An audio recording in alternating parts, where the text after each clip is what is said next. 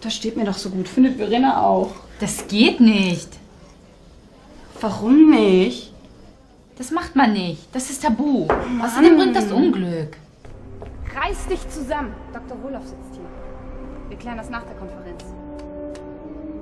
Entweder du setzt dich hin oder du gehst raus.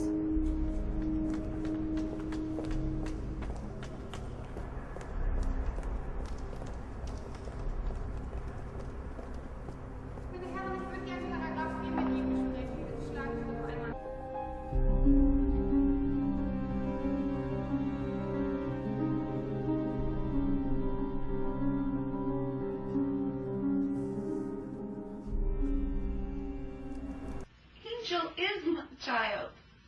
And she's the only one I will ever have. So please, don't ever tell me to have a child of my own. She is mine. Don't you understand me?